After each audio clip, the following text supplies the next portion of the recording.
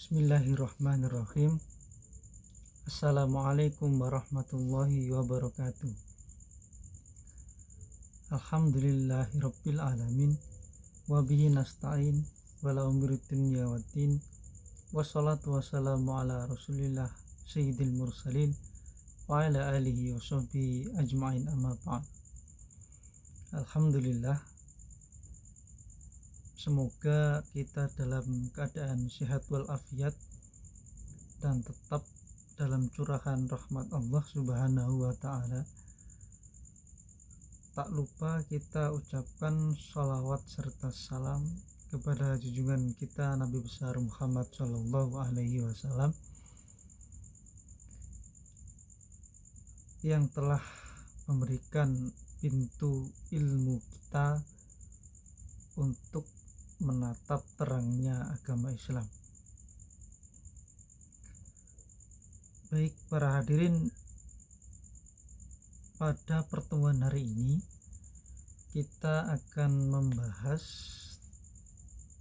tafsir Asy-Syirbini, yaitu tafsir Sirajul Munir karya Syekh Khatib Asy-Syirbini, yang kemarin telah dibahas oleh beberapa teman-teman kita dari pendidikan kader ulama Masjid Istiqlal pada penjelasan terkait dengan ayat Al-Baqarah, surat Al-Baqarah ayat yang ke-8. Nah, yang mana kemarin membahas terkait dengan ciri-ciri orang munafik dan klasifikasi orang-orang, baik itu bisa diklasifikasikan sebagai orang mukmin atau dia orang kafir, dan apakah dia orang munafik. Nah, para hadirin rahimakumullah, di sini saya akan melanjutkan terkait dengan pembahasan ayat yang ke-8 surat Al-Baqarah, ayat yang ke-8 yang berbunyi Bismillahirrahmanirrahim. Wa minan nasi may yaqulu amana billahi wa bil yaumil akhir wa ma hum bimu'minin. Al-ayah, amma ba'd. Pada ayat ini nanti sebenarnya pembahasannya adalah melanjutkan terkait dengan orang-orang munafik, yang mana juga dijelaskan di ayat yang sebelumnya, yaitu surat Al-Baqarah ayat 7. Khatamallahu ala qulubihim wa ala sam'ihim wa ala absarihim ghishawatun wa lahum adzabun adzim. Nah, ini adalah kelanjutan dari ayat yang sebelumnya. Baik, kita langsung saja membahas terkait dengan ayat ini. Bismillahirrahmanirrahim. Qala rahimallahu ta'ala wa nafa'ana bihi wa fi ulumihi fid dharaini, amin amin ya rabbal alamin. Bismillahirrahmanirrahim. Kita baca ayatnya dulu. Wa minan nasi may yaqulu amana billah wal yaumil akhir wa ma hum bimu'minin. Langsung masuk kepada pembahasan terkait pembahasan huruf lam pada pada kata an-nas, wa minan nas. Nah, ini sudah dibahas dari pertemuan yang sebelumnya oleh teman-teman kita, bahwa Anas ini bermakna lil jins, yaitu untuk jenis manusia. Dan kata man, an-nasimayakul, mannya itu adalah man mausufah, yaitu yang disifati oleh Anas, bukan lil ahdi, bukan untuk orang-orang tertentu. Bahwa seakan-akan Allah berfirman, dan diantara jenis manusia ada sekelompok manusia yang berkata. Nah, Ada juga yang berpendapat bahwa lil ahdi yang dimaksud adalah orang-orang yang kafir. Nah, sedangkan dalam pandangan man adalah mausulah atau kata sambung, yang dimaksudkan adalah kepada Abdullah bin Ubay. Nah, penjelasan yang kemarin kan tentang hal itu. Nah, sedangkan kita akan membahas terkait dengan apabila nanti ada yang bertanya man, apakah man ini yang dimaksud adalah nakiroh mausufah atau isim mausul. Nah, ini kita akan bahas sedikit, coba kita bahas sedikit bagaimana Syekh Khatib Asy-Syirbini memandang terkait man di surat Al-Baqarah ayat 8 ini. Beliau Syekh Khatib mengatakan fa'in kila khusat man bil mausufati ala takdiril jinsi. Jika ada yang bertanya atau maka jika dikatakan bahwa kata man dikhususkan sebagai nakiroh mausufah atau kata benda umum yang disifati, itu berdasarkan asumsi jenis atau jenis manusia secara umum. Nah, wabil mausulati ala takdiril ahdi, dan dikhususkan sebagai isim mausul atau kata sambung itu berdasarkan asumsi atau takdir ahdun, sosok tertentu yang sudah diketahui. Nah, kemudian ujiba, Syekh Khatib mencoba menjawab gitu ya. Ujiba bi annal jinsa li ibhamihi yunasibul mausufah litan kiriha wal ahdu lita'inihi yunasibul mausulata lita'rifiha.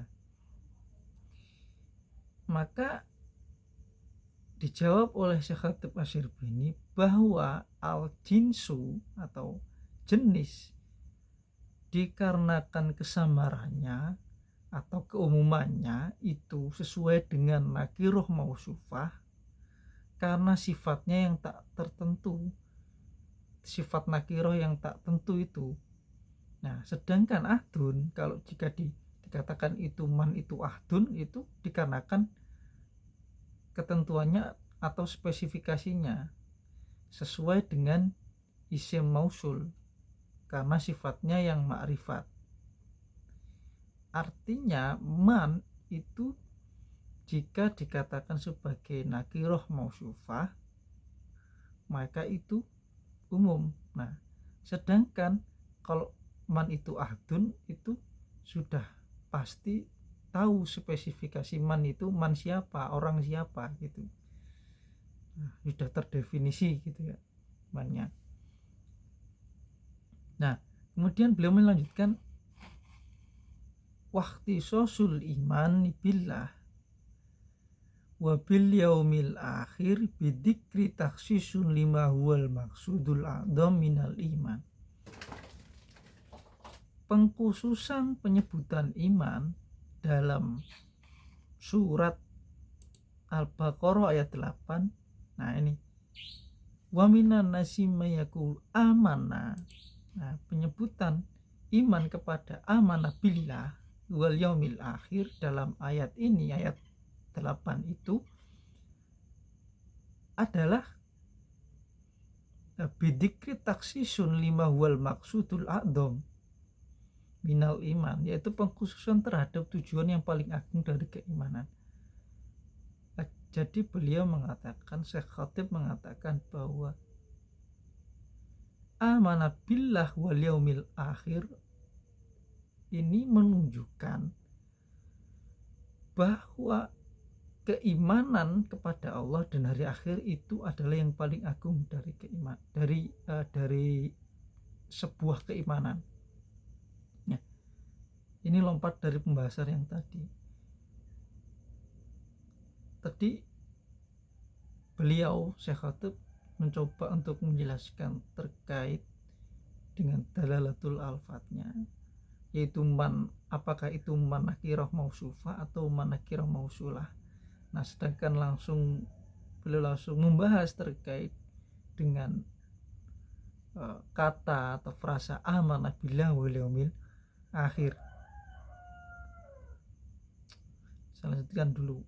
Wati'aun bi annahum ikhtaru al-iman minal mabda wal ma'ad. Serta sebuah klaim bahwa mereka telah memilih iman dari aspek mabda, yaitu aspek permulaan atau penciptaan, hingga ma'ad, hingga tempat kembali atau akhirat. Nah, artinya orang yang paling agung imannya adalah orang yang dia beriman kepada Allah dan beriman kepada hari akhir, yaitu mengimani penciptaan dari Allah, dari awal mula penciptaan alam semesta hingga nanti hari akhir. Itu orang yang paling agung imannya. Kemudian beliau mengatakan wa idanun bi annahum munafiquna fi ma yadunnuna annahum mukhlisuna fihi. Ini juga merupakan pemberitahuan bahwa mereka itu munafik dalam hal-hal yang mereka sangka mereka ikhlas di dalamnya. Nah, fakaifa bima yaksiduna bi'in nifaq wa huwa adamu tasdik bil qalbi. Maka bagaimana lagi dengan hal-hal yang memang mereka niatkan untuk kemunafikan, yaitu ketidakbenaran atau ketidakbenaran tasdik di dalam hatinya. Nah, beliau bertanya-tanya, ketika orang itu tidak beriman kepada Allah dan hari akhir, maka kemudian itu bisa dikatakan orang-orang munafik. Nah, karena apa? Karena dalam hal ini mereka itu kita itu tidak tahu apakah di dalam hatinya itu terdapat keimanan kepada Allah dan hari akhir. Nah, kira-kira kalau ada orang munafik atau ada orang lah untuk meniatkan kemunafikannya itu dengan tasdik bahwa dia itu memang dia mengklaim dirinya itu sebagai orang munafik, atau memang dirinya itu benar-benar munafik, kan kita nggak bisa mengetahui. Nah, kemudian wahwa ada mutasdik bil qalbi, lalu ketidakbenaran tasdik di dalam hati itu seperti apa gitu kan, bertanya-tanya Syekh Khatib. Sebenarnya ketidakbenaran dalam hati itu bagaimana? Nah, kemudian beliau melanjutkan, li'annal qauma kanu yahudan wa kanu yu'minuna billah wal yaumil akhir imanan kala imanin. Hal itu karena kaum tersebut dulunya adalah orang-orang Yahudi. Nah, Syekh Khatib mengatakan bahwa ini klaim amanah billah wal yaumil akhir yang dikatakan munafik itu sebenarnya siapa?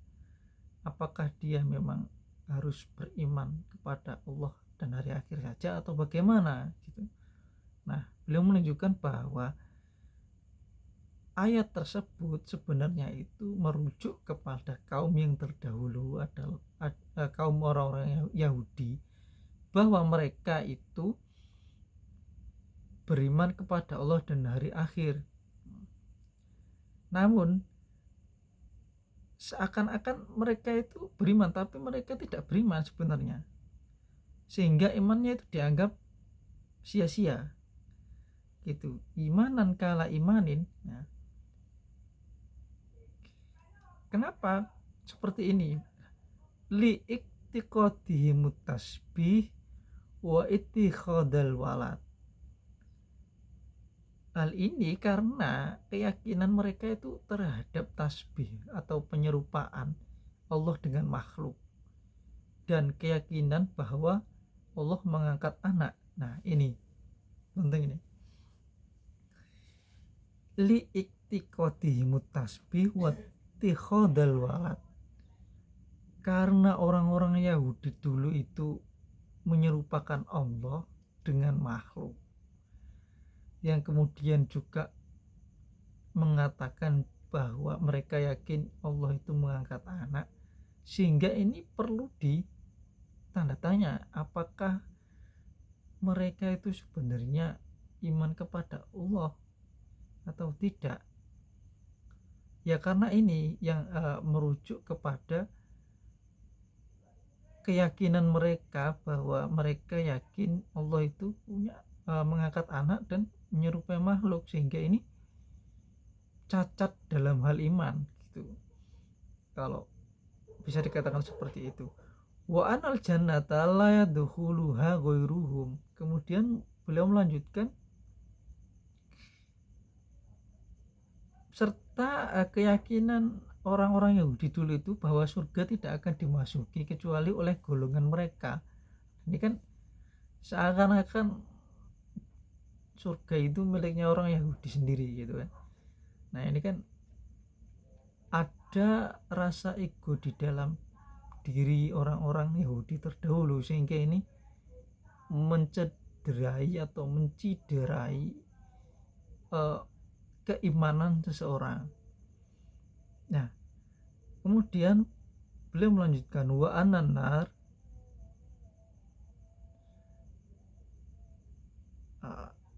wa ananar lam tamassahum ila ayyamam ma'dudah wa ghairu dzalik. Wa ananar lan tamassahum illa ayyamam ma'dudah wa ghairu dzalik.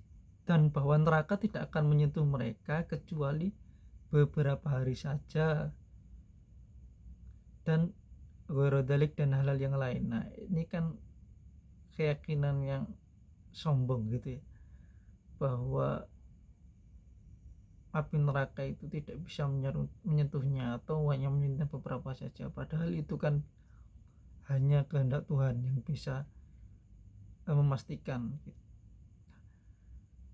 Beberapa perilaku seperti ini atau keyakinan seperti ini itu dapat mencederai atau mencacat iman, sehingga bisa dikatakan bahwa orang-orang Yahudi ini adalah orang-orang yang munafik, tidak mengakui hakikat Tuhan sebenarnya, hakikat Allah sebenarnya gitu.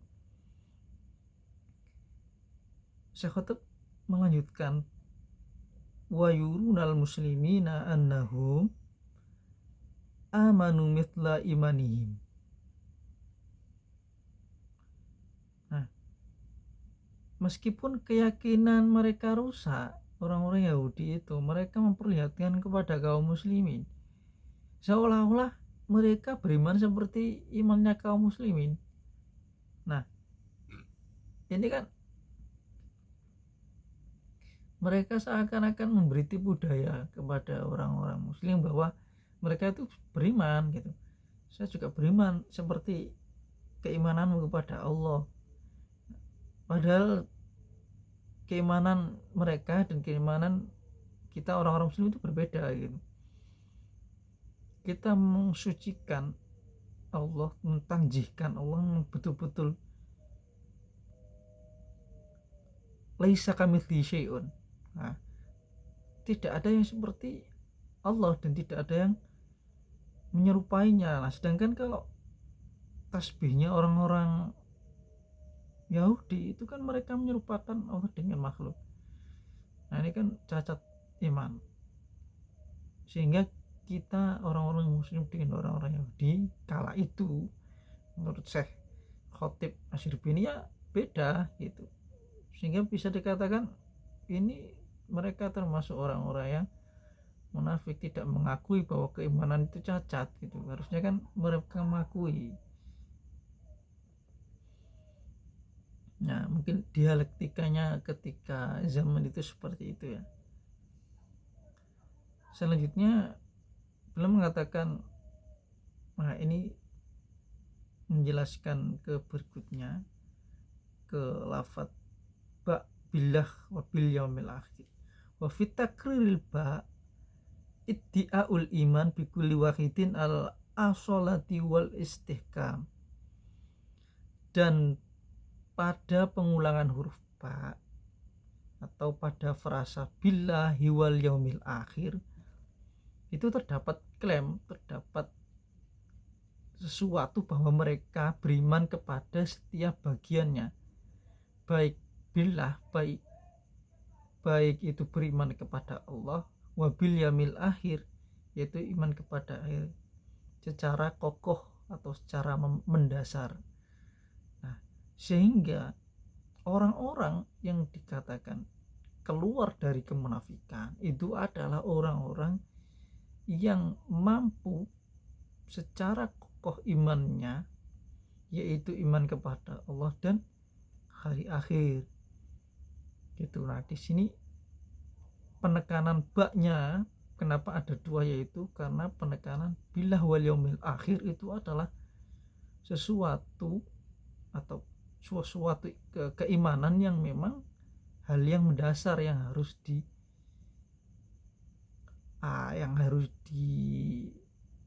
didapati atau memang ya harus ada bagi orang-orang Islam, bagi seorang muslim gitu ya. Selanjutnya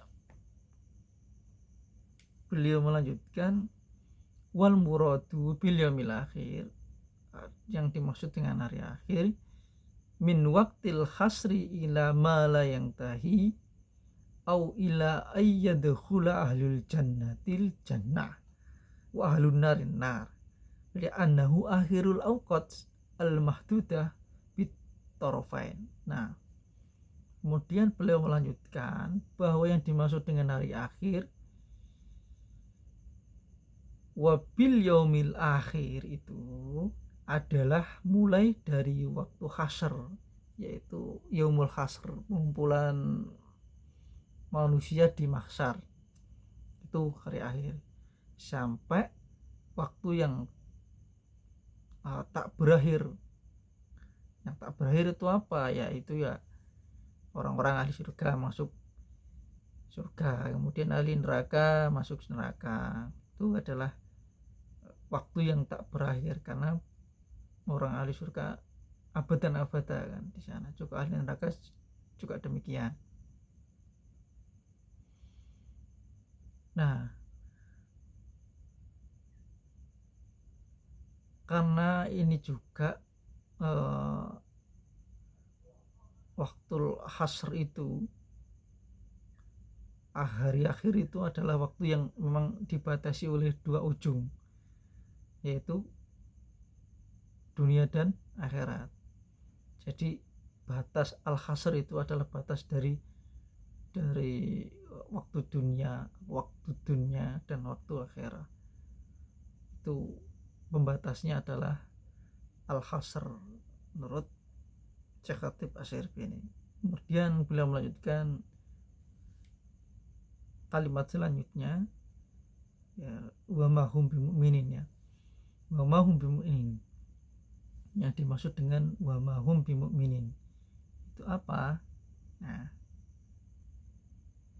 beliau mengatakan wa ma hum bimu'minin li ibtanihimul kufra wa hada inkarun limat ta'aw itsbatuhu wa hatta dhamir fi yaqulu nadarun ila lafdi man li'annaha sholihatun litathniyati wal jam'i wal wahid wa jama'a fi ma ba'daha nadarun ila ma'naha.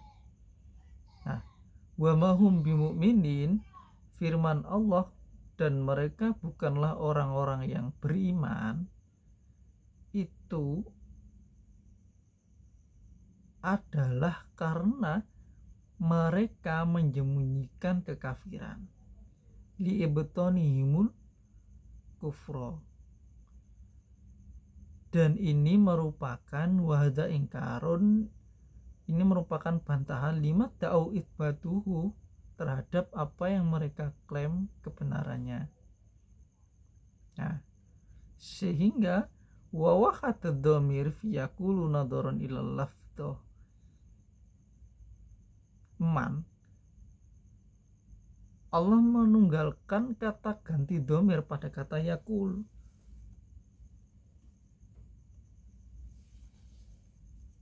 Dia berkata,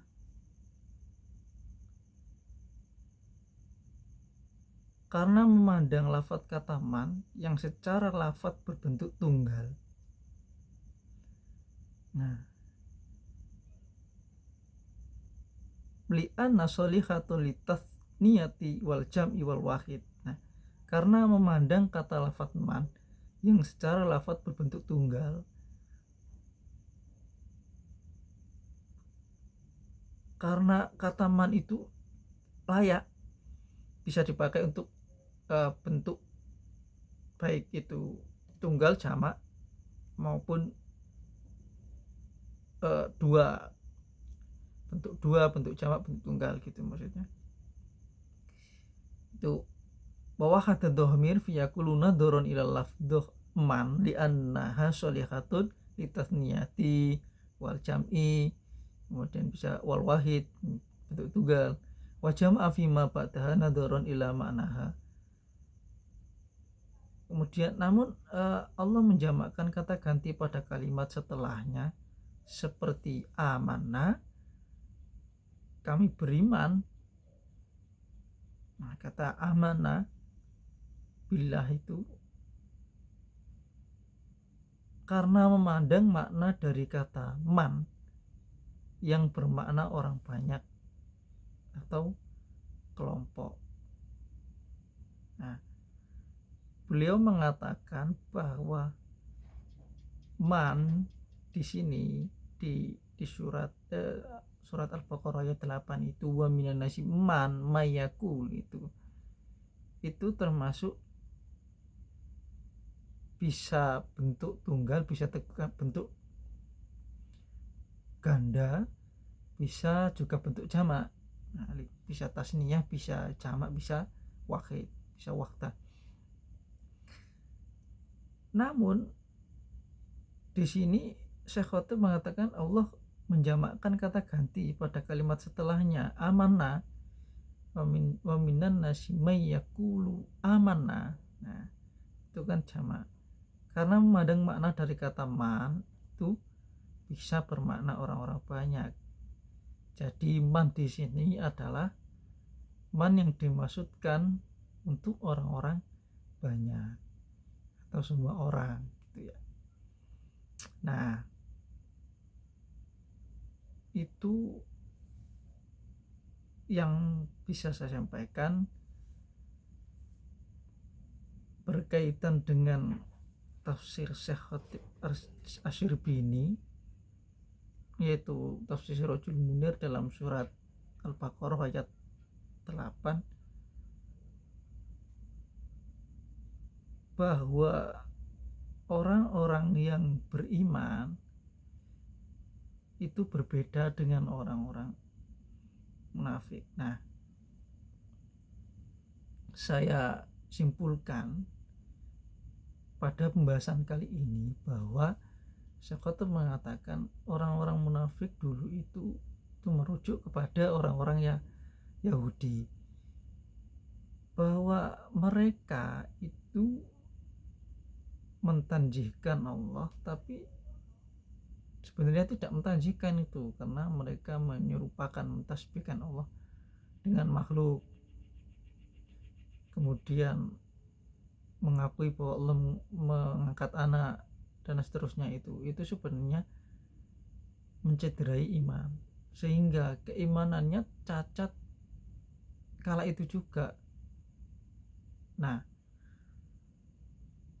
ketika mereka mengetahui bahwa keimanannya itu cacat dan berhadapan dengan orang-orang muslim, bahwa orang muslim mengatakan bahwa Allah, hakikat Allah itu suci, laisa kamitslihi syai'un, suci terhadap apapun, tidak bisa diserupakan terhadap apapun, dan percaya bahwa hari akhir itu memang ada, di mana orang-orang muslim itu percaya penciptaan, permulaan alam semesta hingga akhir nanti. Nah, sedangkan orang-orang Yahudi, mereka meyakini, ya memang mereka meyakini hari akhir, tapi kan pada penjelasannya Syekh Khotib itu, orang-orang Yahudi itu kala itu mereka meyakini nanti hanya sebentar, mampir saja di neraka misalnya, karena mereka akan masuk surga. Nah, itu kan seakan-akan menyombongkan diri bahwa surga itu milik mereka sendiri. Nah, ini akan mencacat atau mencederai keimanan. Toh kita ketahui bahwa iblis dulu itu diturunkan dari surga atau dikeluarkan dari surga itu karena kesombongan. Maka apalagi kalau manusia itu sedikit biji darah, ada sedikit biji darah kesombongan, maka itu bisa jadi mencederai keimanan. Belajar dari iblis lah gitu ya. Nah, maka bisa disimpulkan bahwa keimanan orang-orang Yahudi dan keimanan orang-orang Muslim itu berbeda, sehingga itu bisa masuk dalam kategorisasi atau kategori orang-orang munafik. Mereka seakan-akan beriman, mengakui bahwa adanya Tuhan, adanya Allah, adanya hari akhir, tapi ada sisi kecacatan dalam keimanannya, sehingga itu menjadikan mereka termasuk orang-orang golongan yang orang-orang munafik. Nah, mungkin dari sini kita belajar bahwa jangan sampai terjerumus dalam kesombongan, kemudian jangan terlalu pede gitu ya terhadap apa amal ibadah kita. Yang penting kita melakukan sesuai kemampuan kita, sesuai apa yang diberikan atau dikaruniai Allah kepada kita, dan jangan sampai mengakui bahwa perbuatan itu memang dari kita sendiri, padahal itu memang karunia dari Tuhan.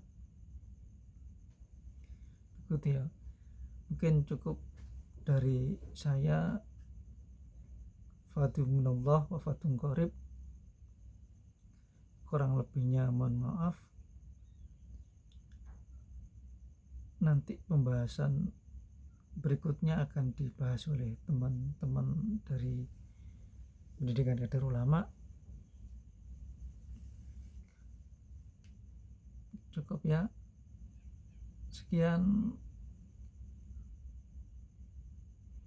wabillahi taufiq wal hidayah, waridho wal inayah. Wassalamualaikum warahmatullahi wabarakatuh.